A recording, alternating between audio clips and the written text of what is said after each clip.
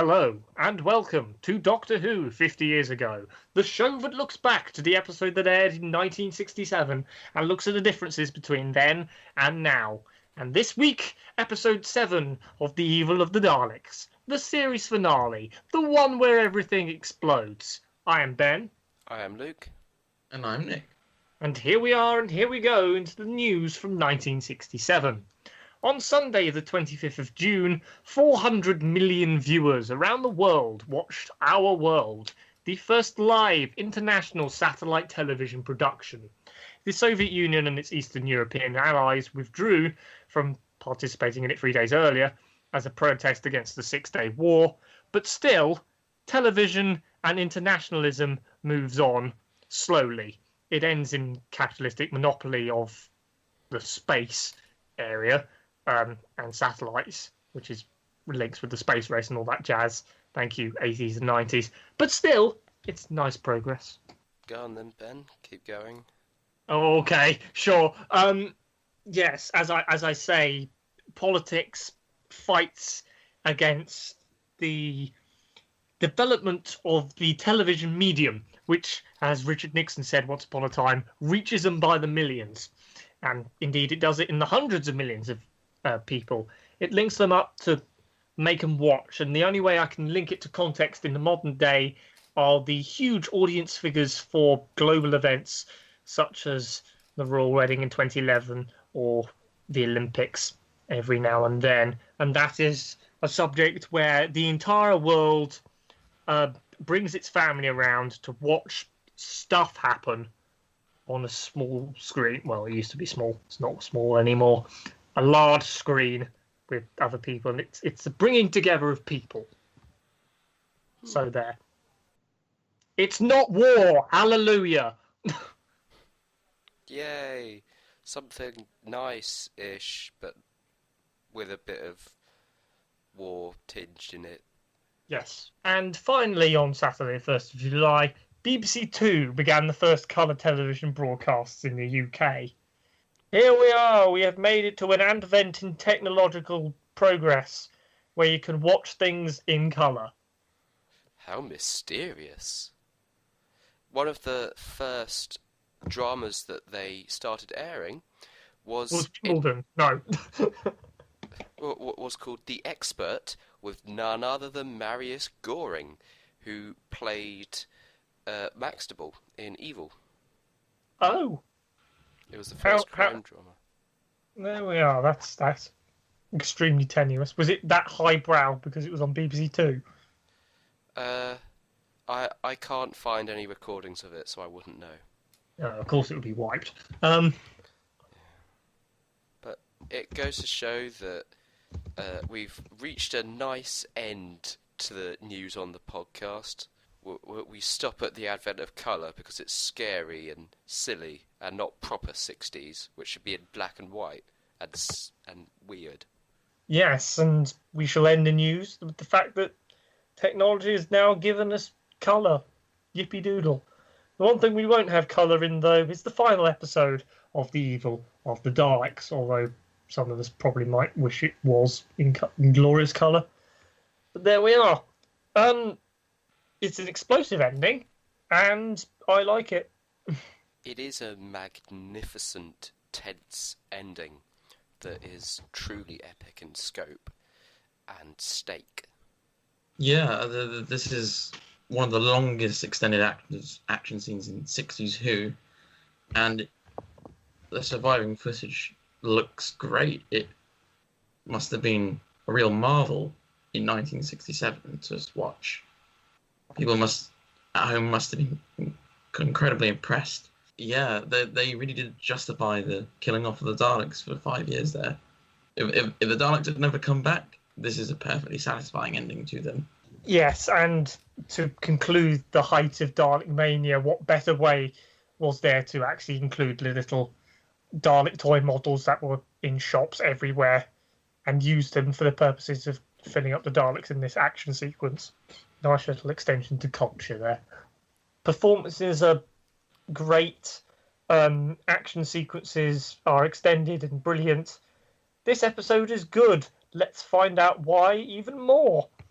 the Doctor is taken away from his meeting with the Dalek Emperor, and they are thrown into the same prison as everybody else is. The Doctor and Jamie discuss Maxtable's want of transmutation and try to turn him to their side, but he's completely gone, consumed by greed and negative human emotion. I'll come to that. Serving to depress Waterfield further. Victoria gets to talk with the Doctor about whether he can go through with the experiment with the Dalek Factor or not, and he reveals quite a bit about his character. Is this the new producer talking? This is my character, the Doctor, now, and he's going to do it again in Tomb of the Cybermen? Certainly, this is going to be the most unambiguous statement of the Doctor basically being an alien yet in Doctor Who.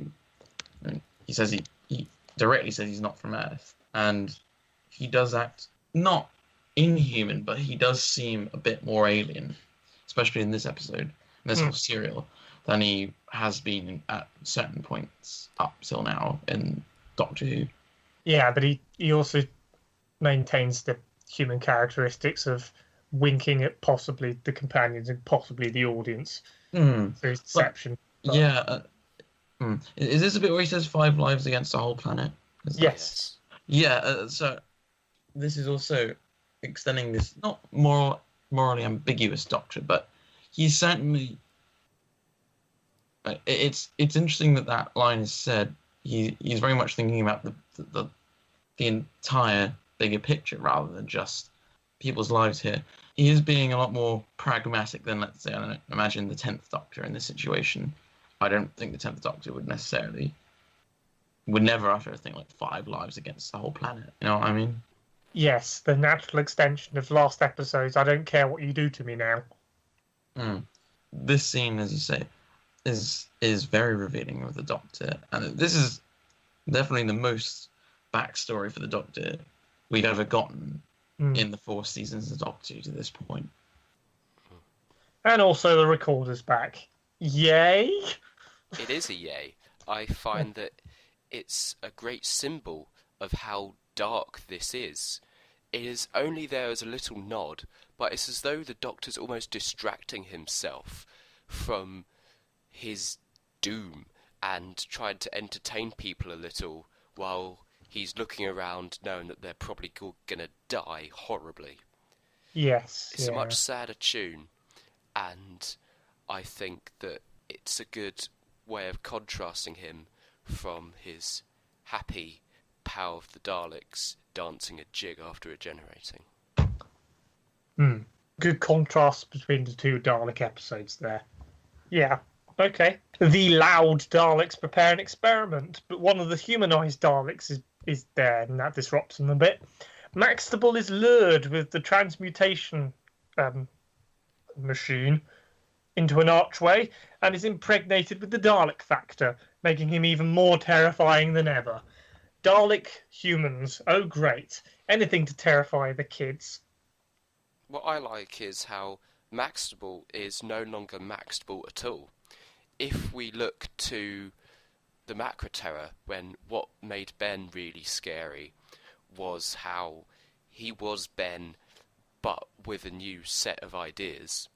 And if we look at Terrell, who seems like an actual human behaving like a Dalek, what really makes Maxtable scary is that his brain has been turned to mush and has just been replaced with Dalek.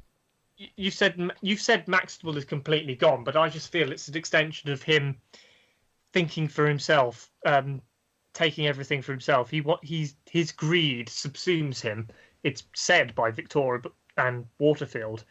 The completely negative side of human emotions of greed, want, and in some cases hate and anger, are used and just exploited upon by the Daleks, and then it's just a natural extension into the Dalek factor. And the Daleks are meant to be these very high-handed metaphors for fascism.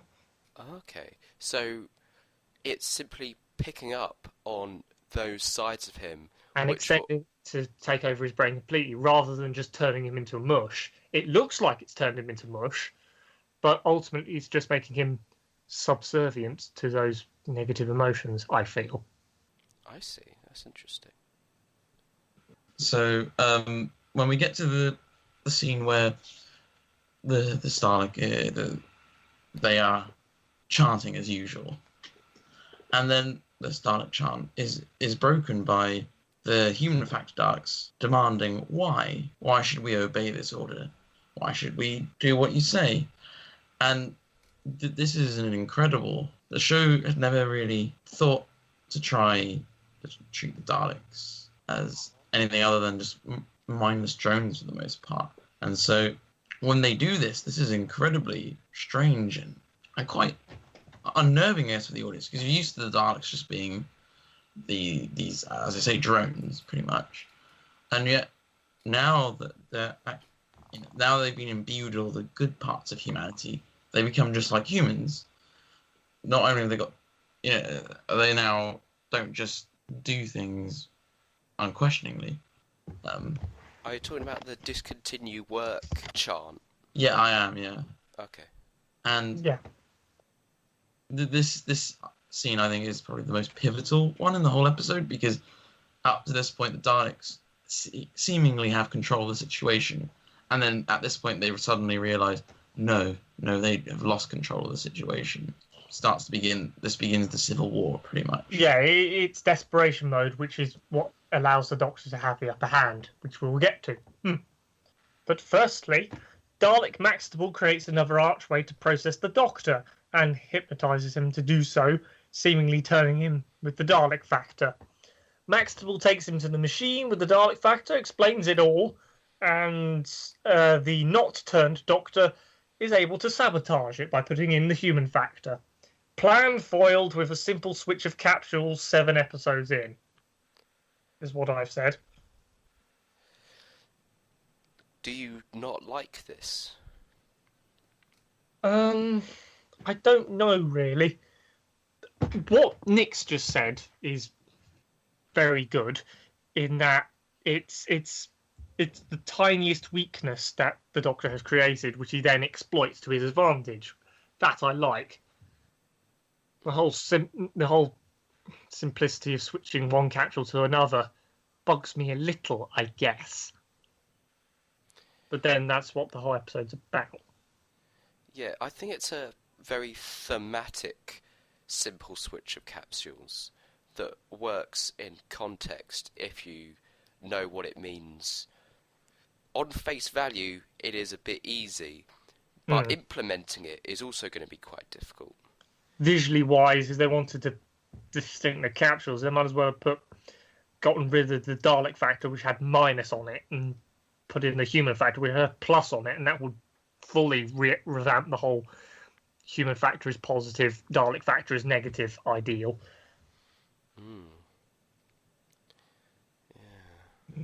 Yeah, I guess. What I like about Dalek Doctor and Dalek Maxtable is the Daleks are all faceless and interchangeable. And so Dalek Maxtable can't tell if Dalek Doctor is really a Dalek at heart.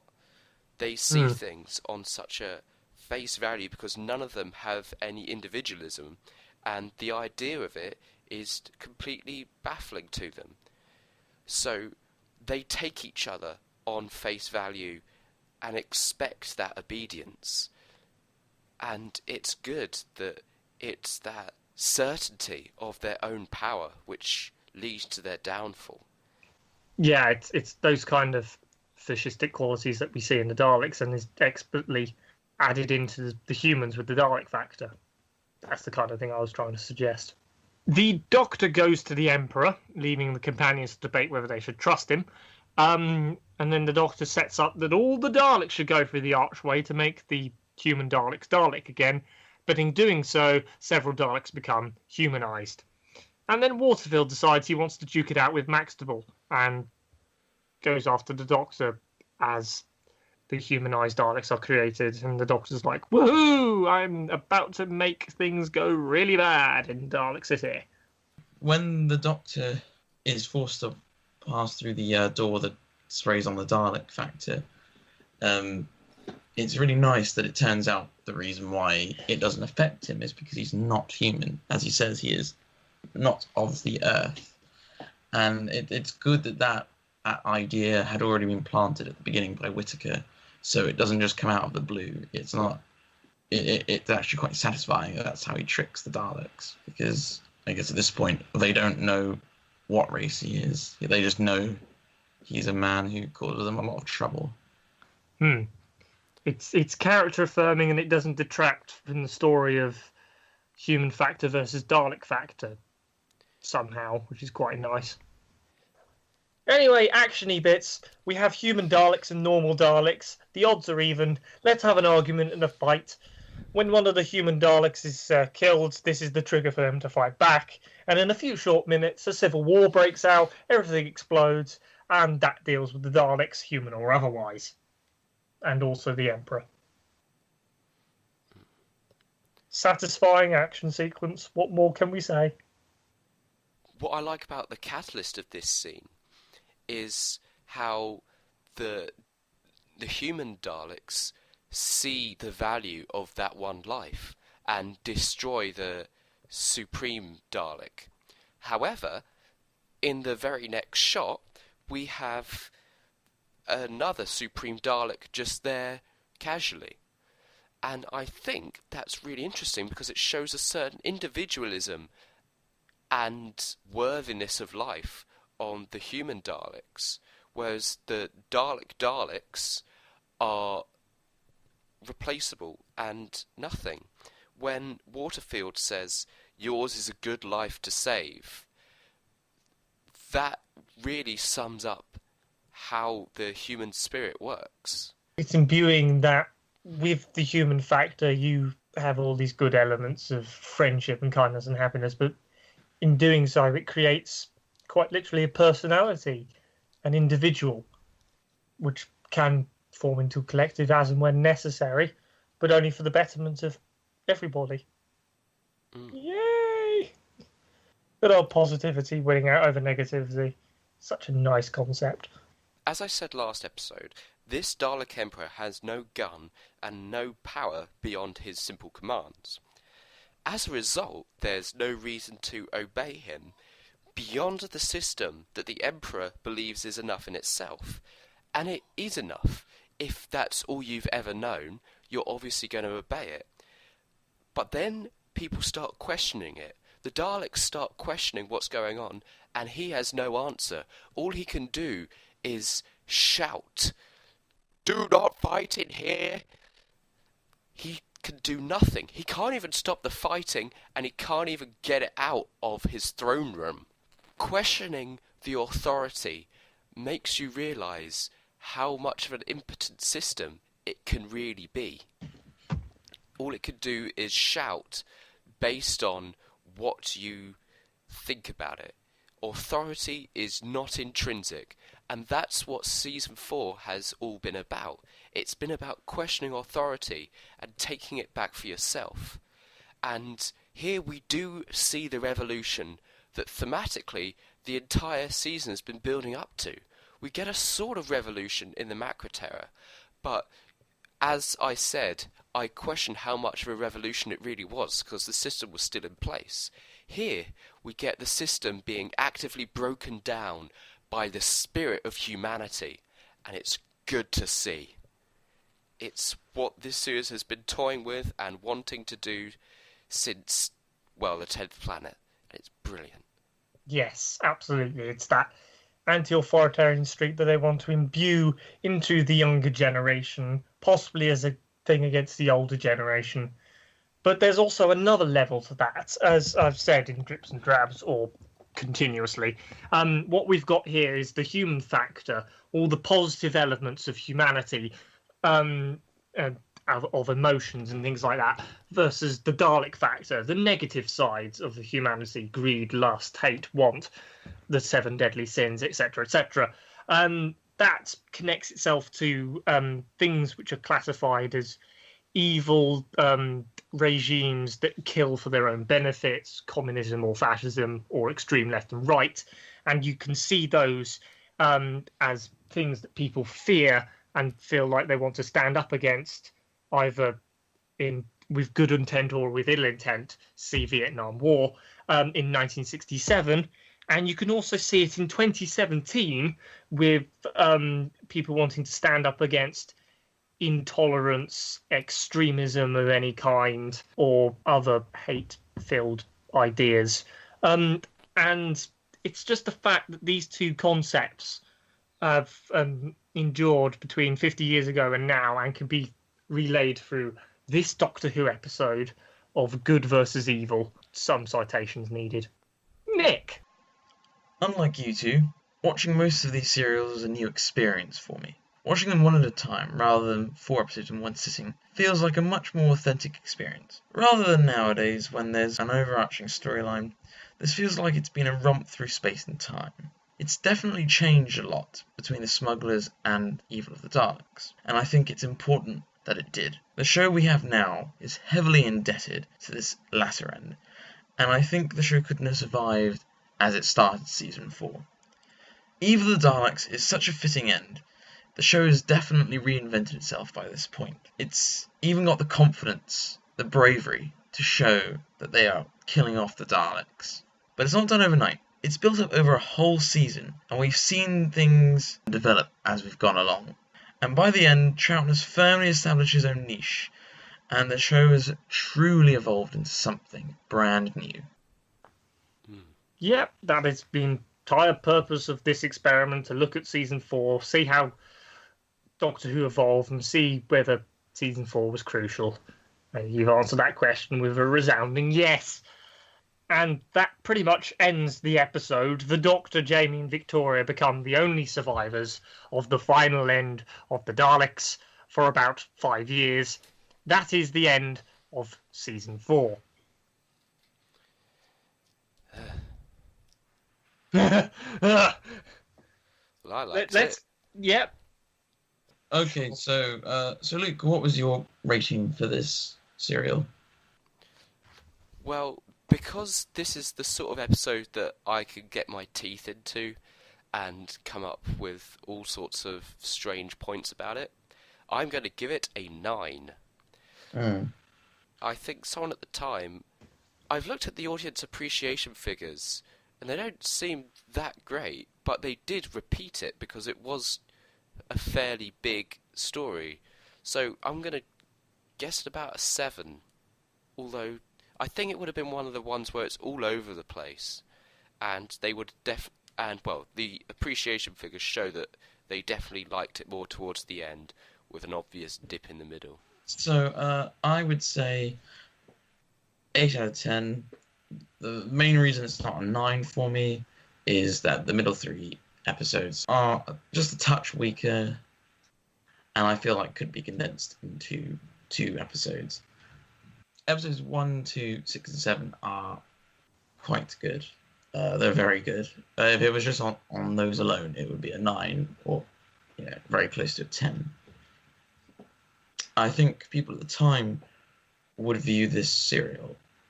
That depends. I feel like at the beginning they'd be enjoying it because of the kind of murder mystery angle or whatever. I think people might also take the same criticisms, that it sort of sags a bit in the middle. Although maybe episode 4 would be a lot more watchable because of the visuals. I don't know. Can't really tell. I think audience at the time would give it an 8, especially because of that ending, which, as I alluded to earlier, is quite incredible. Yes, I basically agree with the whole premise of that thing. The execution is wobbly for me. Great start, weak middle, great ending. But it's the final episode that really bumps up my rating to end on 8. For the audience in 1967, I believe they would be less forgiving, and so I believe they might give it a 7. Again, because the execution of this episode, pacing-wise and subplots all over the place, waters it down, but there are such good concepts in episodes 1 and 2 and 6 and 7. Let's look at the making of the Evil of the Daleks a bit more then, shall we? last episode, Nick said how daring it was to have the childlike Daleks, and it turns out that Nation hated them, saying that the Daleks should be all evil, and that these three just weren't evil enough for him. Which sounds very Nation-esque, considering this is the guy who wrote Survivors. It's good that Nation had these ideas of intense fascism, but I think for the final episode you definitely need to develop the ideas of them to go completely in the opposite direction, just to really round them off. Yes, I agree. It becomes stale otherwise, and whilst he eventually reboots it, it's only 7 years later with the fascistic ideas in Genesis, and after that you get before that you get 3 mediocre Pertwee stories. Nation only wrote the latter 2, but still. This is going to be a long one, but quite a relevant one. Originally, this story was going to have the Doctor go back to 20,000 BC in order to study a caveman there in order to determine the human factor. Jamie would have gone off to Skaro in order to fight the Daleks there. And it would have ended with a big battle in Victorian London. What's interesting about this is that the show, had it done that, would have been returning to the setting of the first ever story. It would have evolved into this self-referential canon for itself. And as a result, I'm certain the show would have been very different. Obviously, there would have been 10,000 years earlier than the first episode. But to have such a big event reference itself in such a way would have been a completely new direction for the show.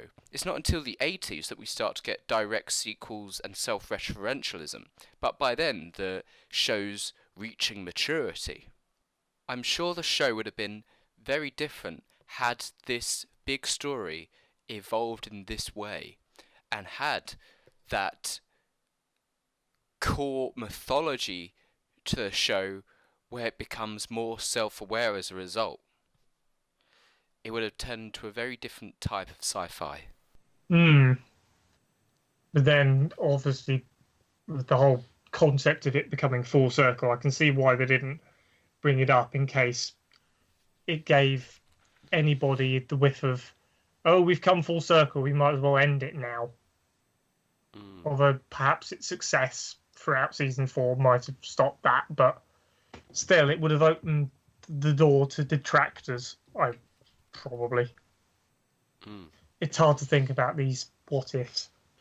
And finally, wherever the evil of the Daleks went, the master tapes were wiped by generally the end of 1969, as was most classic Doctor Who. The end of their use meant that Ultimate junking, they were most definitely not in the archives anymore by 1974. In mid-1985, rumours surfaced that episode 2 of Evil was out and about somewhere, but it wasn't until confirmation in 1987 that it was returned to the film libraries by a man who claimed he'd bought it at a car boot sale in Buckinghamshire, and that was in excellent condition. So where in reality he got that from remains to be seen. But that is how the evil of the Daleks survived, which is fascinating to know because it also details how Doctor Who survived with its series finale at the end of season 4 in 1967. Very interesting to see how Doctor Who survived 50 years ago. Thank you very much for watching. You can find us on Blogspot, which redirects to iTunes. Leave positive comments there, it helps. You can also find us on Facebook and YouTube, where you can like, comment and subscribe, and Google Plus if you dare. We shall be back next week to give our final opinions on Season 4. Is it Season Forgotten? Until then, I have been Ben. I have been Luke. And I've been Nick. Thank you, and goodbye.